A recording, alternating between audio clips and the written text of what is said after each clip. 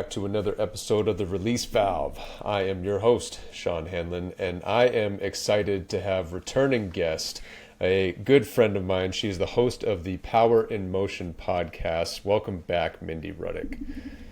Hello. Good morning. Good morning, indeed. I want to dive right into this because the last time you were on here, we discussed the wellness path and all the things that you have going on at NCK Bellingham Studio.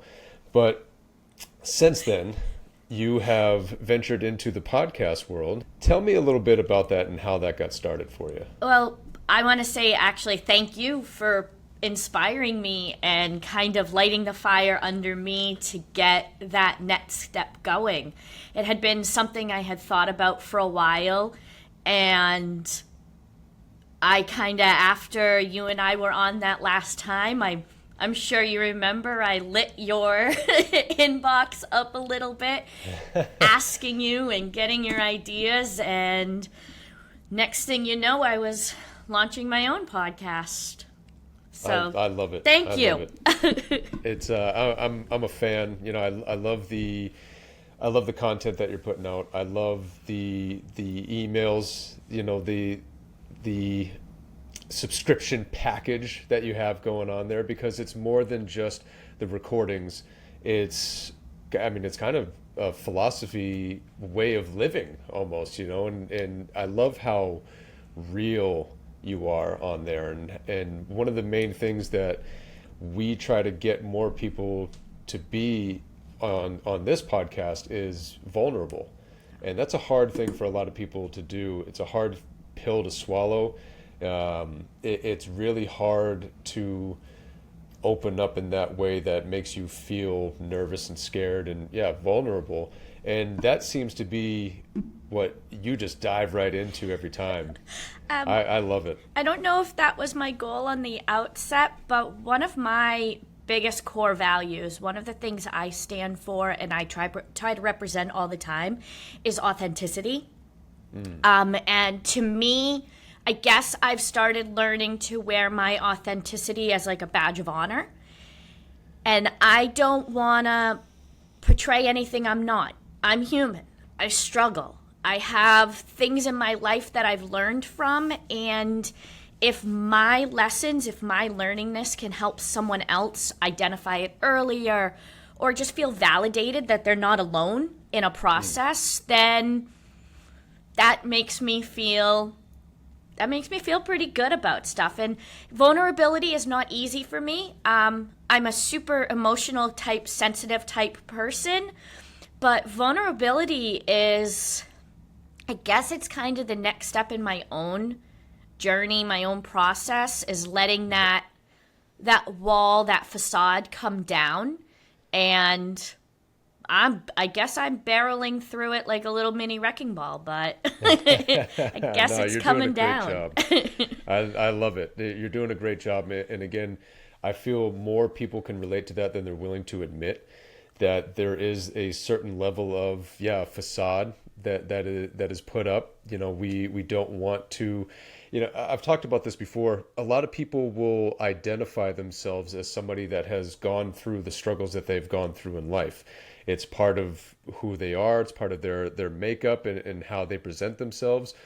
But it kind of ends there. It's just something that they carry with them all the time, as opposed to, you can learn and grow from those things and also help other people learn and grow from those experiences as well. It doesn't have to be something that just, this is how you define yourself. I've gone through this in life. I carry these struggles with me on a daily basis, and if you know me, then you're going to experience a certain level of that.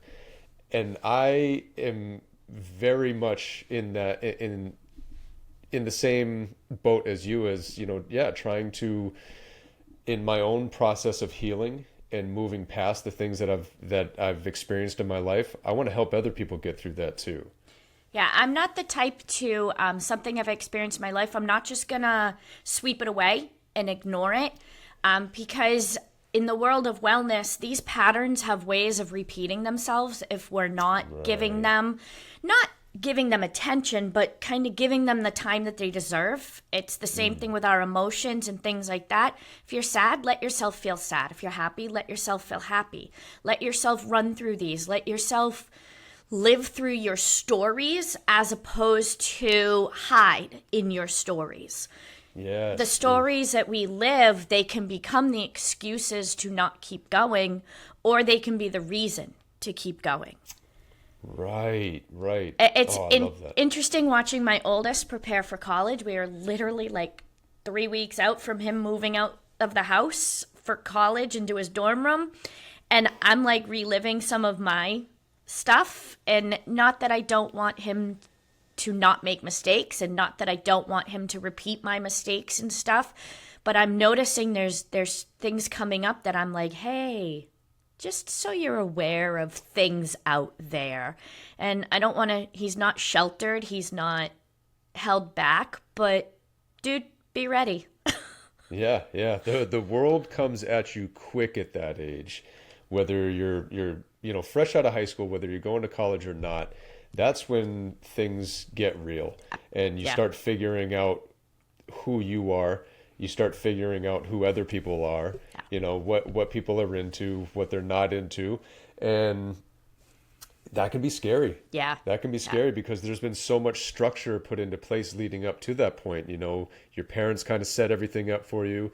Going to school is the way that it is, and you have to be there at this time, and your parents get you there, or they let you know how things are, and then you go off to college, or again, even if you don't go to college, it's more on you to figure those things out. That structure isn't there anymore. That safety net isn't the same that it used to be. Sitting and reflecting and going back to those times, I'm realizing, like, why are they letting us out at the world at that age? We're not ready. We are not. Like, there's so much between now and then that there's a lot I take from that time, and I learned about myself from that time, and I use, and I can continue forward it. But there are other times it's like, whoa, who let Right. me? Who said I was old enough to be doing what I was doing? Oh, seriously. I'm not sure what it is for women, but I know for males that frontal lobe isn't even fully developed until around the age of 25. So yeah, you got 18 to 20-year-olds that are being put in that position. They still have like another, 5-7 years of developing to go through before they can really start making real and honest decisions about what they want to do with themselves. So that is, you're 100% right. Like, yeah, who gave me the keys and put me in the driver's seat? Because I have no idea where I'm going. I have no map. I have no, GPS. What am I supposed to even do here? I'm just going. It's crazy. I might not speak from that point of my life very often because it was so long ago, but a lot of the lessons I take and I learn and I continue forward started out at that time. Because like you said, that's when we're learning ourselves. That's when we're figuring out who we are. And even back then, younger me definitely held authenticity very high in my core values, and it's almost like it's a borderline BS monitor that I can even pick out when like others are not being authentic and true, and it just that type of it always kind of soured me with certain people. So looking back, it's like, nope, that's been there, that's been a part of me. Now I'm just ready. I'm at a point now where it can all come together. Like, I'm old enough now, I'm mature, and I actually don't know if I'm mature enough, but I'm old enough now where I can put all those different pieces together and I guess speak from a place of wisdom, although I don't really like that word because it makes me feel super old, but it kind of is from that place. It's coming from a good place, even though hopefully it comes across that way. Yeah, no, it definitely does. It definitely does. I was the opposite. I had, I guess ego would be the word, that I was not real or authentic with a lot of people in a lot of situations. close friends that I had for a long time that were kind of grandfathered in, I could keep it real with. But for everybody else, yeah, I had that facade. I felt like, so this is nobody else putting this on me. I felt like I had a certain image to uphold, and that I needed to present myself in the way that I wanted other people to see me, or I thought that they would see me.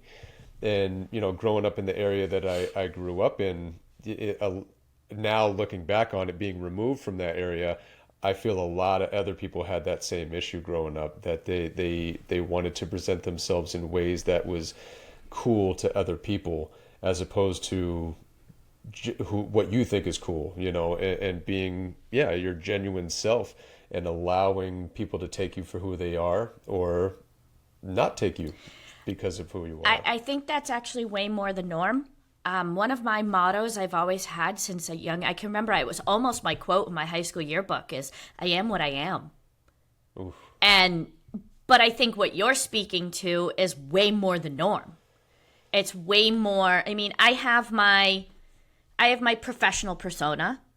I have my downtime persona. I have the people closest to me. But all of those are actually me. It's just I need to represent myself. If I'm in a massage room with a massage client, I need to represent myself in a manner so these people are safe, comfortable, and they can be how they need to be. If I'm in the class teaching whatever young age group I happen to have at that time, I need to present another persona, again, where they're safe, they're comfortable, but they can be free. And then when I'm with my family, I still want them safe and comfortable, but now I can be a little more. And not everybody sees every piece of me, but everybody gets a little bite of all of me. Right. It's all me. It just depends on the situation at hand. Right. No, 100%, 100%. I love how you put that too, because you're right. The way that I was presenting myself was a version of me, but it wasn't the complete me. And depending on who I was around, you got a little bit different of that version of me. But I just came. It was funny. I work in and around Boston, and yesterday I was in the inner city. And I was walking down the street, and on the sidewalk there was spray painted this quote, and it says, "Don't give anyone the power to make you question who you are." Oof. Yeah. And it was one of those, like, I'm walking and I see it and I was like, wait a second, and I look and I was like, ooh, I take the phone out, snap a picture. I was like, this is good, and I just posted that on my account too, because that quote really really stood out to me, and so I got to give a shout out to Poetry by Boots. Apparently that's their thing. They go around and put those quotes out on the sidewalk or streets and stuff like that. So I think it's awesome, because I feel, again, I'm not a person who believes in coincidence. I feel that was something that I needed to come across, and especially when I have this type of podcast where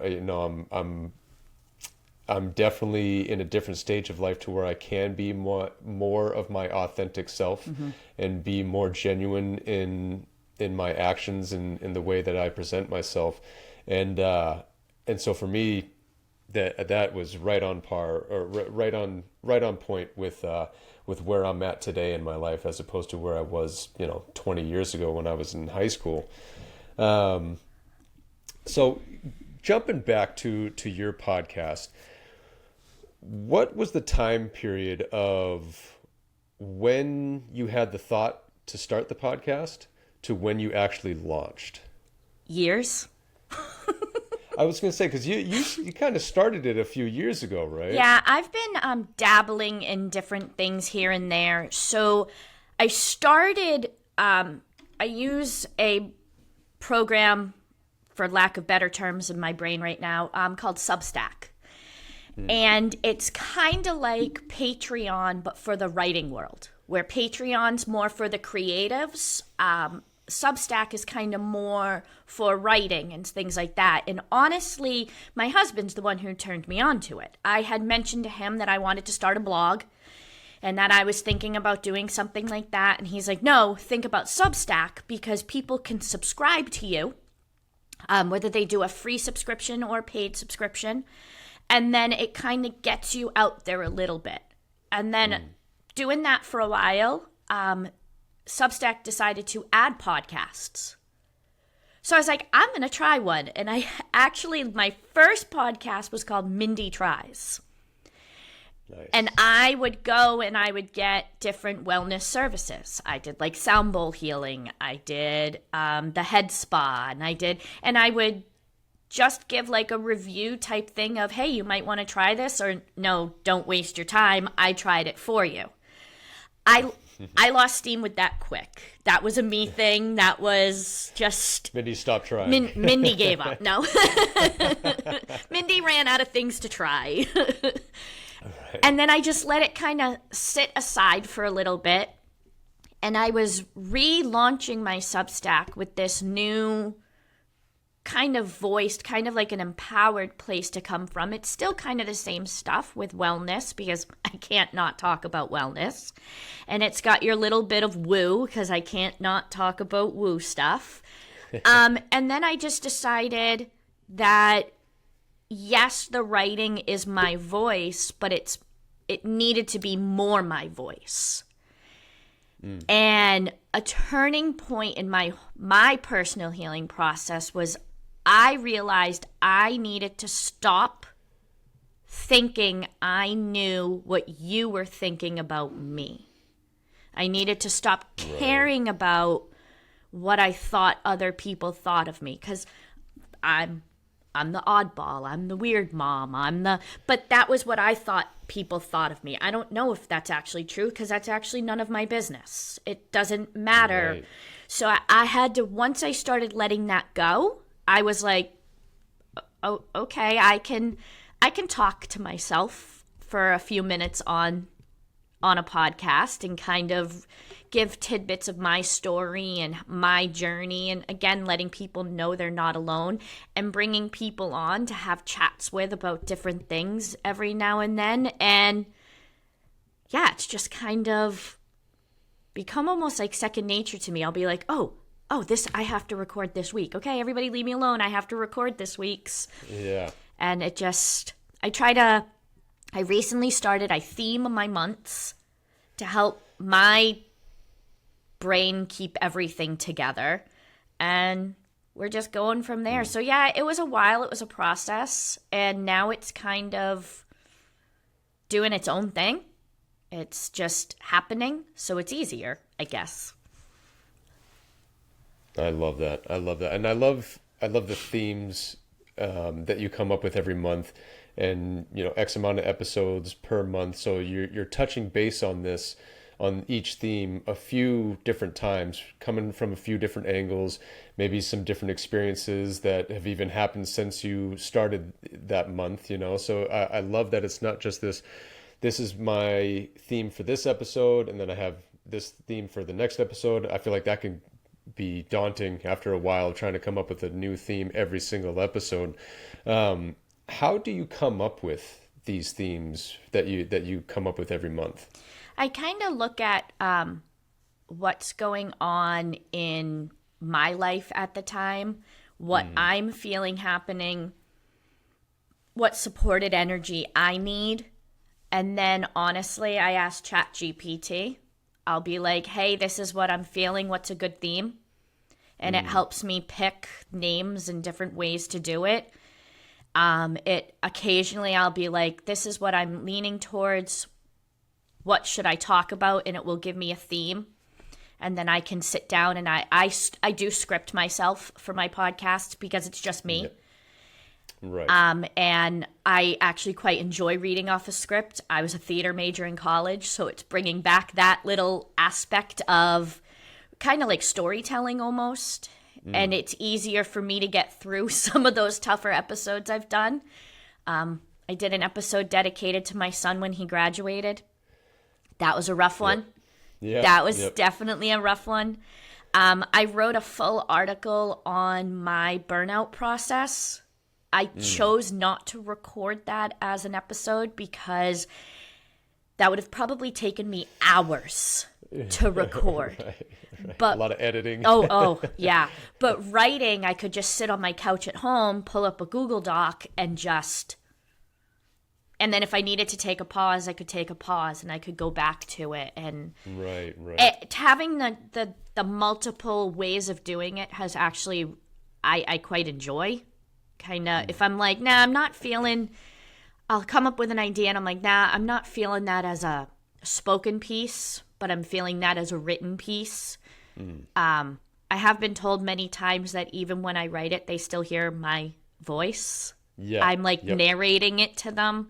Yep. So, yeah, I try. I've definitely had a few moments of that. It was like I can hear her saying these certain things, and I love that because it makes it, I feel like, easier, as you were saying, to express yourself, as opposed to having that pressure of like, I don't know if I can talk about this. Yeah. Like, I don't know if I can, flow with all of the thoughts, feelings, and emotions that come out when I'm reading off of this, or trying to talk into the microphone. It doesn't. It gives you more avenues to take to be able to let it out, to, pun intended, release what it is that you have going on inside your head or your heart.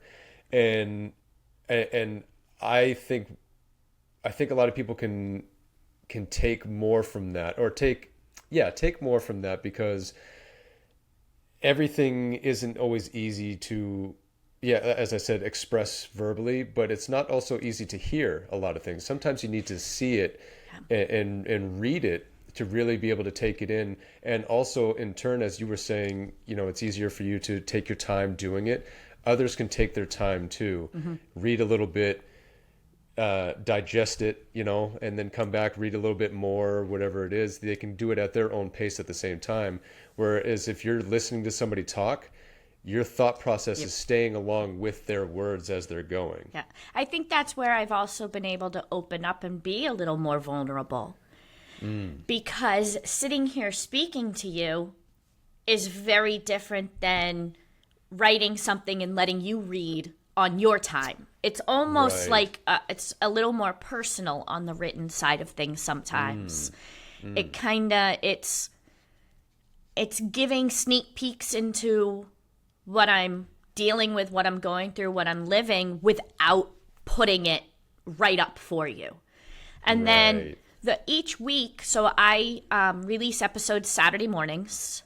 I release articles couple days a week: Sunday, Monday, Tuesday, Thursday. And the articles through the week are either for paid subscribers only or for everyone. And they kind of lead up to what the Saturday episode is going to be. Like a couple weeks ago, I did a lot of talking about boundaries. And then I was actually supposed to do a podcast on boundaries. And as I sat down to record it, I was like, no, I'm not here to talk about boundaries again. And I completely switched what my topic was going to be, but it still flowed with what the week was.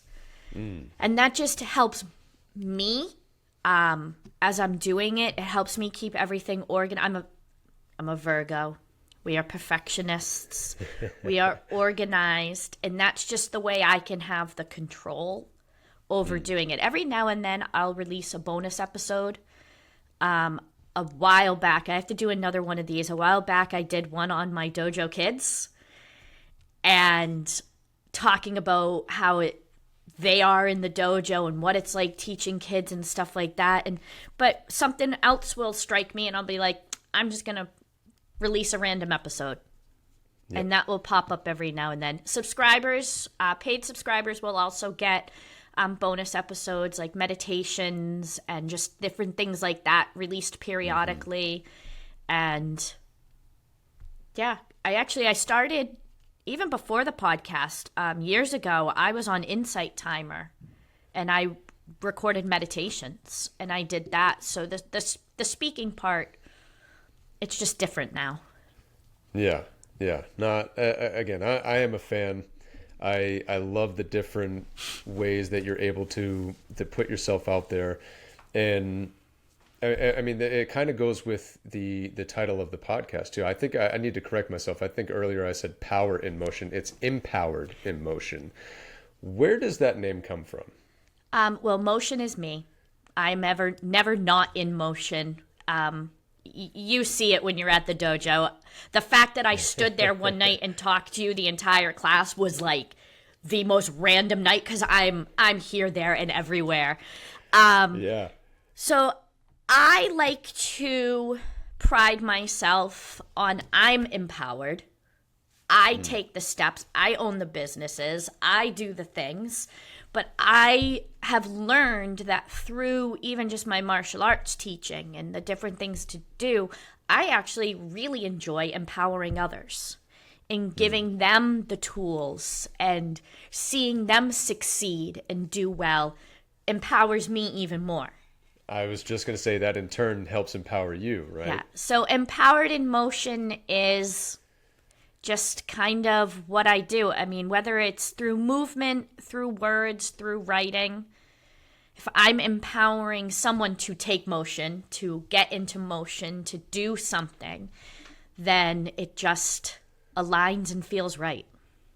Yeah. Again, I think I've said I love that 47 times already in this episode alone. Because again, if anybody knows who you are, it's right. It's perfect. It's right up there with how you present yourself. And it's funny. I was just talking about that the other day too. I had to apologize to my stepson. I was like, I'm sorry I didn't get to watch you as much as I normally do. Mindy and I were just engaged in conversation the whole time. I feel like we don't normally do that, but it was great. And again, it gives me more insight of who you are. I love that you open up with me and let me know the things that you have going on, again, and you said this in our last episode that we did on my podcast, which it was episode 44 for those that want to go back and check that out, that you are more than what you guys do over there is more than just martial arts. And you get a feel of that very quickly when you get in there and you get immersed in what you guys have going on, whether it's karate or yoga or meditations. You have massages that you do there. Tarot readings, right? Yeah. You're working with crystals. You got everything. There's so much I can go on, but if you get involved in any single one of those things, you're going to find out real quick that it's more to it than just that. Yeah. You help people feel comfortable. You make them feel like they're a part of your extended family. And that's truly what it feels like. So again, and I said before, like, oh, and you can't pay for that. Well, we do pay for it, but it's not just what you pay for, because again, you could just be going in there and teaching the moves, giving the massage, telling the person to put their headphones on and not talking to them.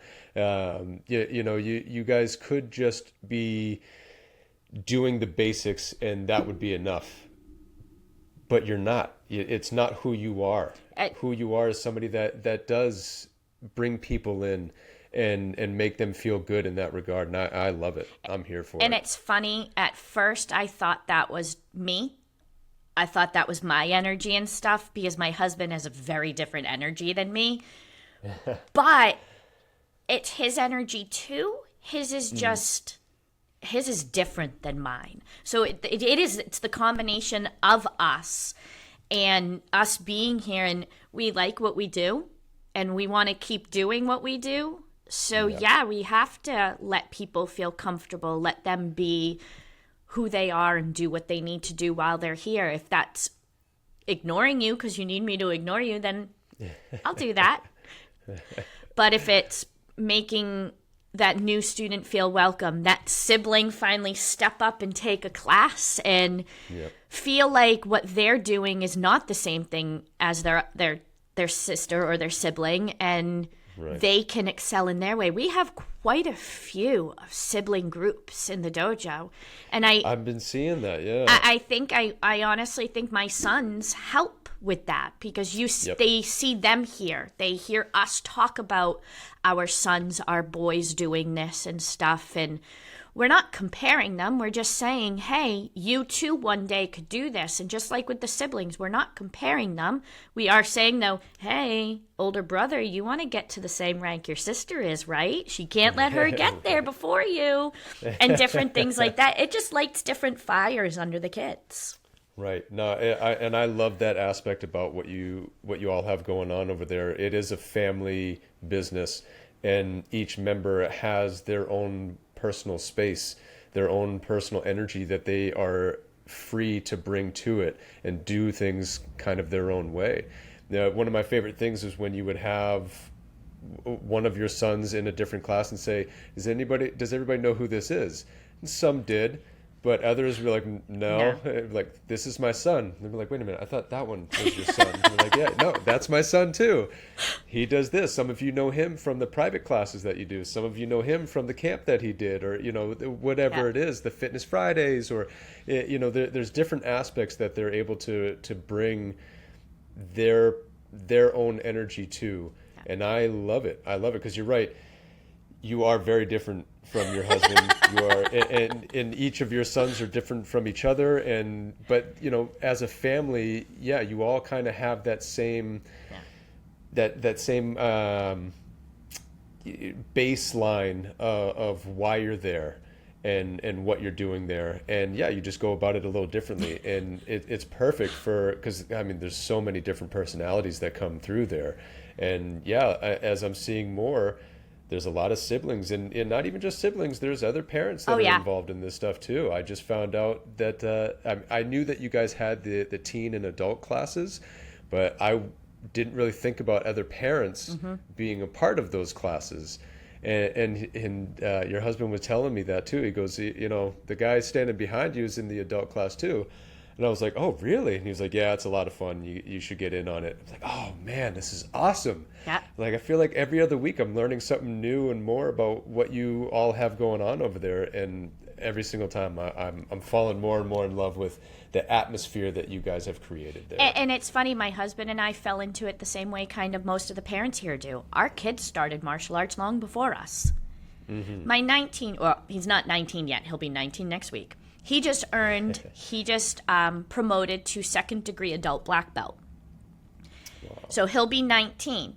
A couple days after his promotion, I was going through my Facebook memories, and it was 13 years ago, 12 or 13, now I can't remember, that he had earned his orange belt. And so here he is, actually it's got to be 13, because he was about 5, 6 when he started. And to think that he's been doing it that long, and then another student will say to me, well, Mindy, you've been doing it since you were little. No, I've actually only been doing martial arts for like 8 years. My boys were in it long before I was, and I just decided one day, all right, I'm going to give it a try. I don't think I'm ready, but I'm going to give it a try. I don't think I'm going to go very long, but I'm going to give it a try. And it just, now it's turned into what it is. And yeah, I love the fact that we have so many families, sibling groups, cousins, like our school is very, family. Yeah. It's a fun part of it. It really is. And I think you're right. It helps make things fun for those that are getting involved in it too. The family members, the brothers, the sisters, the cousins, the parents. It definitely empowers them to kind of take that step in themselves and challenge themselves in new ways, be vulnerable. And I can speak from experience because I was doing the same exact thing. Standing off to the side, very limited martial arts experience from 20 years ago. And your husband would walk by and then he'd kind of come back a little bit and like, so when are you going to do this? And like, oh, I don't know. I got to get back into shape. I'm not ready for it. And he's like, well, that's what the class is for, is to help you get in shape, help you get. I don't know what ready means, but this is that's what it's for. And it was like, you know what? You're right. I'm just gonna do it. I'm never gonna be in the shape that I think is perfect to get ready for. I'm never gonna have the ability or technique in the way that I think would be presentable unless I'm just doing the thing. Yeah. That's the only way to get started. And I feel like that is the hardest part for 95% of people out there, is just getting started. I have to say, I loved watching the progression of him beginning this class, because he runs it during my 5 o'clock young beginner class. The goal was to get parents involved. And when the class first started, he'd kind of go down there by himself, and we're there anyways, so not going to remove the class from the schedule, just going to let it build. And then, like, some weeks I'll look up as he's walking by to get parents, and like 5 parents come out of the waiting room and head downstairs. And the look of pride on their children's faces, the fist bumps, the thumbs up that those kids are giving their parents as they're going by. I'll be sitting in a yoga class, and I'll be talking with one of the mums, and she's like, oh, I wasn't going to come tonight. But when my son was like, Mom, Coach Mindy wants you at yoga. You need to go to yoga. And the kid, like the pride the kids are seeing, and the fact that their parents are finding joy in something they're finding joy in. Mm-hmm. It's like, I wish I remembered the looks on my boys' faces a little more when I started. They were little, right. So I don't remember. But seeing it on all the other kiddos, I'm like, okay. Yep, that makes us even more keep doing what we're doing. And there's even more of the level of empowerment, because now you've taken the step, you're doing it, and you're empowering your kid. Like, no, I had a rough day at work. I'm not feeling great, but I'm going anyways. And now your kiddos are seeing that, and they're like, I'm going anyways. Right. Yeah, exactly. We've experienced that a few times where my daughter was like, I don't really know if I want to go. I'm not feeling up to it. And there have been a few classes that she has skipped in the past because of that. Yeah. I'm just not feeling it. I had a long day, or, whatever the case is. And it's funny because when I first started taking the kickboxing class, for me, I'm a huge martial arts and combat sports enthusiast. I'm obsessed with it. I have been ever since I found out what it was. And so when I started taking the classes, I already knew the release, pun intended, that I was going to get from it. So I was coming back and just gloating about it the entire time. I feel so good. We did this today. We did that today. He's such a good instructor. He makes you feel good about what you're doing, what you're working on. He doesn't, pick you apart about your technique or whatever. He may give some pointers here and there, but he's letting you do your thing. And it got to the point where my wife was like, all right, I'll try it, but the way our situation is, her son is with his dad on one of the classes, and he's with us for the other class.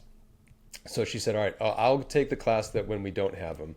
So that way, he's just not sitting back and not doing anything. And I'll just do it once a week. At the very end of that first class, she immediately asked your husband, is it okay if I bring my son here during the other class, and he can just, sit off to the side or whatever? And he's like, yeah, absolutely. Like, he can, do work or read a book or whatever in the room over here while you guys do it. She's like, yep, because I have to do this. And I actually loved this week. He sat and stayed and watched his sister. Yes. He had headphones on at first, wasn't really paying attention. But then a little while later, I'm watching, and the headphones are slowly coming off and stuff. And then he just kind of watched all the other kids doing what they were doing. And it was a really neat little moment to see. And he just sat there and didn't peep, didn't do, was like, okay. Yeah, we were surprised. We thought, because the first few times that he came, he went into the back room with us and just kind of watched. And it was funny, he even asked, like, can I do this class too? Like, no, sorry, buddy, it's for the adults. And he was kind of bummed out. So then going into this last class, he was like, no, I'm going to watch hers. And for me, I was like, I think that's great. Yeah. You're going to you're going to see a different side of how these things are taught. Yeah. And by observing, you can learn a lot more than you think. Oh, absolutely. So we were surprised that he was going to sit in on it, and then he did, and we asked him afterwards how it was, and he really enjoyed it. Like, see everything, every aspect of what is going on in this studio, somebody can take something away from. Oh, his comment wasn't, Coach Mindy's really loud? No. I think he really enjoyed it. Because again, as you said, the way that you go about it is different than your husband. Yeah. It's a different experience, and he takes the classes under Steve, so he is only seeing things a certain way, Yeah. and that was his introduction to it as well. But then seeing how you go about it too, I think it just kind of was like, oh wow, it isn't a one size fits all. Yeah. There are different ways that you can go about this. There are different ways that you can experience this, and I think it really opened his eyes to that there are so many different ways that you guys present teaching these different methods and different techniques and stuff like that. And I think now that he just did the Fitness Friday as well. I was going to say, last night was a completely different experience. He had a blast. He absolutely loved it. And your youngest son conducts these classes. Yep. So he got a completely different feel of what that's like as well. And they see my husband and I, Steve and I, as students. They see us being taught, and they see us looking really goofy at the stuff that is not easy and doing the different things. Because I don't move like a 17-year-old boy. Right. And some of the stuff he has us doing, I'm like, dude, you gonna make mom jump again? And we're doing it the best we can, and we're all struggling. And I say that a lot. I run a leadership program, and I say that to them from time to time. Like, some of you guys are brown belts and black belts, and you actually now are in class with me. And I was like, what happened in one of the last classes we were in? And one of the girls was like, you struggled with a form. You forgot a form. I'm like, because it happens to us too. You have to go through the same processes as you.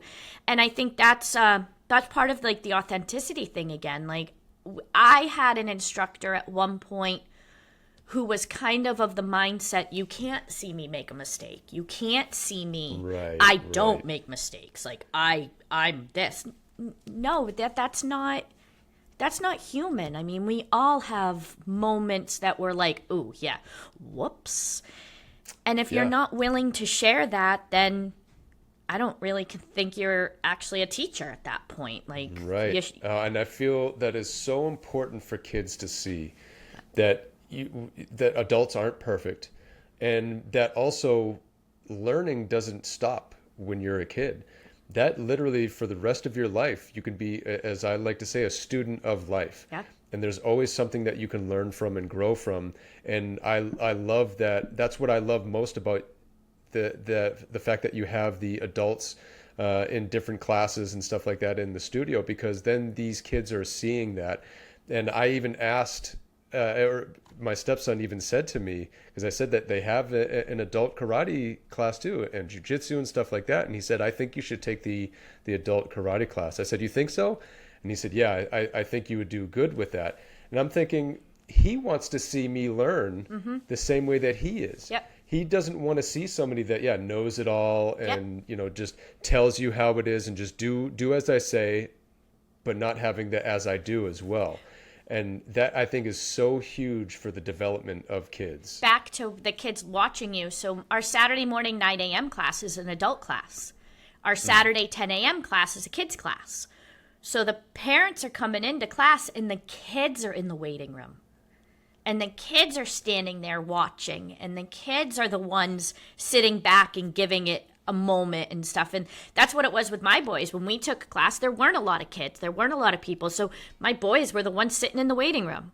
And it's like, I'll walk out in a few minutes and I love looking and I'm like, oh, okay, dad's here, mom's here. Okay, the kids are in the waiting room. Okay, they'll be in the next class. And then the roles reverse. And it's interesting. Talk about empowered in motion, right? Watching, Bringing that back around. Setting the example even though it's not always the easiest thing to do, setting the example, even though we make mistakes, laying that out for them, like you said, they have to see it. They have to know it happens. If they think adults or parents are these level of perfection they're trying to achieve, then no one's ever gonna settle on anything. Not that we should settle, but no one's ever gonna be happy with what they have. Whereas learning through life, or as I call myself, a perpetual learner, doing things, picking things up as we go, it's different than reaching for something that's unattainable. It's adding tools, it's getting that toolbox that is always emptied full again. Right. Oh, I love that. I love it. And again, the feeling that, as you said, the feeling that I get when I see the look on the kid's face, because we're doing it too, and seeing that, yeah, we're not good at everything just because we're adults, just because we're older and we know better, doesn't mean that that we can't learn and that we can't still grow. And I feel like that's so encouraging for a kid, because I always had almost a fear of growing up when I was a kid. I didn't want to grow up. It's like, that's why I love Peter Pan so much. Like, there's a possibility that I can just stay a kid forever and never grow up. That's what I want in my life, because it just seems so scary. But if you can see that there are different things that you can still do with yourself to learn, to grow, to become a better person at any age, I feel is encouraging and, again, empowering for those kids, and is going to be a motivator. In the schools, they talk a lot about growth mindset. And how can we help them do that if we're in a stuck mindset? If we're doing a particular, if we're not willing to give and go and different things like that. So my boys brought home the concept of growth mindset to me. They brought home that phrasing. I didn't realize that's kind of what I've always done. That's just how it is with us. But putting the words behind it and stuff, and now being able to take that and shift that into the classes with the kids to keep them excited for things, and now shifting it into when I'm working with different clients, or I'm recording, or I'm writing, and just keeping that growth potential going. Because the worst thing you could hear when you were younger is, oh, you have so much potential. But, what does that even mean? But now all you want is the potential to do anything, the potential to keep going. Like, the definition of that word shifts. It's god awful as a kid, because what does it mean? What do you mean I have potential? What do you mean I'm gonna do more than I think I am? No, I'm not. I'm just me. But if you now, as you're older, you're like, no, I want to have potential. What potential do I have? Yeah. What else can I apply my potential to? Yeah. Like, there's so many different avenues, and you're so right. Especially, back in the day, I feel like that was something that people would say. They would look at one thing that you were good at and say, you have the potential to go in that direction. And that, as a kid, makes you feel like that's the only direction that you can go into. Yep. Where if you just look at the potential that these kids have overall in their lives, the possibilities are endless. And that's what I love most about what you guys have going on over there, is that you're showing all of the different ways that people can apply these things too. It's not just martial arts. And that's, again, you said it perfectly in the last episode. We consider ourselves more than martial arts. Yep. And it's the same thing, the same energy that you bring to your podcast, bringing it back around. It's more than just a podcast. It is a way of life. It is, there's the potential to be able to take something away from everything that you talk about. It can be applied to so many different things. It doesn't have to just be, a lot of what you have going on is based towards empowering women, but you've had men on there talking about things. You've had my two guests were you and my husband. So right, exactly. Which was a great episode, by the way. I encourage those that are listening to go and check that one out. Amongst checking out the podcast in and of itself, but the last episode that you did with your husband was great. And again, it was another aspect of another view of who you are and what you have going on, and hearing you two go back and forth about, different experiences, and as you said, you two are very different, and your take on something was different than his take on something, or how you approach something was different than how he would approach it. And I'm a big fan of what you have going on, and not just what you have going on, but how you're going about it. The vulnerability piece, putting yourself out there, and saying, this is who I am, and this is what I'm about, and this is what I'm trying to do to get better in this area. This is what I'm doing to get better in that area. This is what I'm doing to help others get better in this area or that area. More people need to be honest with themselves to that degree, that, as you said, we're human. And part of being human is making mistakes, is being overly sensitive in certain situations, is being emotional at times to the point that you're not thinking straight, that you're so fixated on, whatever it is that you're upset about, or whatever it is that you're happy about. But being honest about those things and putting yourself out there to let other people know that they can be honest about it too. I am so happy that you've created that space, not just for yourself, but for other people as well. Well, thank you very much. And I really hope it keeps going forward the way it has been. I'm gaining momentum with it. I'm gaining confidence in it. It's definitely, I'm a confident-ish person as it is-ish. But this is kind of helping me in different aspects of my own confidence, and being willing to say, this is something I struggled with, this is something I'm working on, this is a tool that's helped me. It's kind of, it's empowering. It actually has helped me. I reached out to a client of mine who's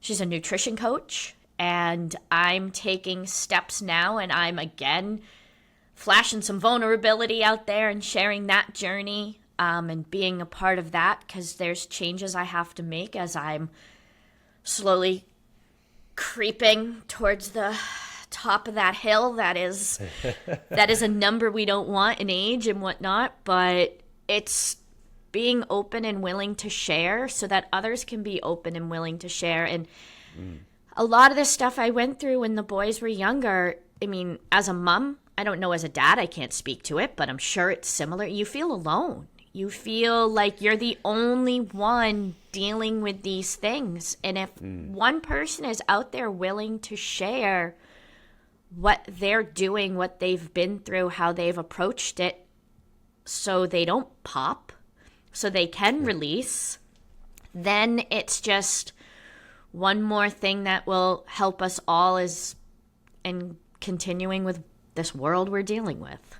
Right. I love how you worded that, how you put that, because you're so right. And I feel like everybody can relate to that feeling of being alone or feeling alone. And I feel like it's amplified more when you become a parent. I know it's something that moms deal with, but I also know it's something that dads deal with as well in our own way. And it's very different. And sometimes we don't want to admit that the other one feels that way. But, well, what do I mean? What do you mean? I'm here. Like, how are you alone? It's like, well, even though we're all human, we are two different creatures, male and female, are two completely different creatures on this earth. We think different. We feel different. Our chemical makeup is different, internally, and so that's gonna come out, and it's how we deal with that, how we're able to express that, how we're able to address it, and a lot of people have a tough time with that. And again, that's bringing it back to that vulnerability piece, that if you can just open up and talk about these type of things, it lets people know that others feel that same way, that other people feel alone, and that you're not alone in that feeling. My episodes are relatively short. The longest ones so far have been the interview ones, and the dedication to my son, but they typically average less than 15 minutes. And I end every episode with something similar to, if what I said today resonates with you, or you know someone who might need to hear these words, share it. because a lot of the times, I know I do this, when I find something that works, I keep it close because it's mine. But the more we share, the more we're willing to let shows like this and stuff come out, the more we're realizing we truly are not alone. We're truly not on this earth walking. I mean, we went through a very isolating period 5 years ago, and I think a lot of us are still kind of, almost 5. Yeah, we're still kind of rebounding and recovering from that a little bit. Yeah, and 100%. Heaven forbid if you were in fact alone during that time period. I couldn't even imagine what that would have been like. But I think kind of unifying and opening up and realizing that it's all kind of the same is what's going to help us keep moving forward. Absolutely. 100%. Mindy, thank you so much for coming on here and releasing with me. For those that are listening and watching, how can they start following what you have going on with Empowered in Motion? So first of all, you can find me any place you listen to your podcast. I'm currently voice only because I fidget way too much, if you haven't noticed, to do a just me on the camera. So you can find me on Apple, you can find me on Spotify, and it's Empowered in Motion. Or you can search me on Substack. I have a link, but it just fell out of my head. We can share that in the notes if need be. Yep. And I'm on Instagram. I'm on Facebook. That's Empowered in Motion Podcast. I post my snippets of the articles. I post upcoming episodes, and I try to post positive stories and things like that as to what are going on. And yeah, I'm all over the place. You're killing it. You're absolutely killing it. And again, the different ways that you're putting it out there, it makes it easier for somebody that maybe they're not into listening to podcasts. Well, then they can read about it. They can take something away from that. If they don't have Instagram, they can jump on Facebook. If they don't have Facebook, they can jump on Instagram, whatever it is. And being on so many different platforms, it just makes it easier for those to really get into it. And I encourage everybody listening and watching to get on there and jump on this train now before it leaves the station, because again, you're doing great things and I'm a huge fan. Thank you again for coming on here, and I'm excited for our next session on your podcast, yes. Right? Because we're gonna be doing this bouncing back and forth. I love this idea of going back and forth and seeing what we come up with on each other's shows and stuff. Because you definitely got some words that I need to file and keep in my cabinet and pull up when I need them most and stuff. So I'm looking forward to that as well. No, me as well. Thank you again, and thank you everybody for listening, and we'll see you next time.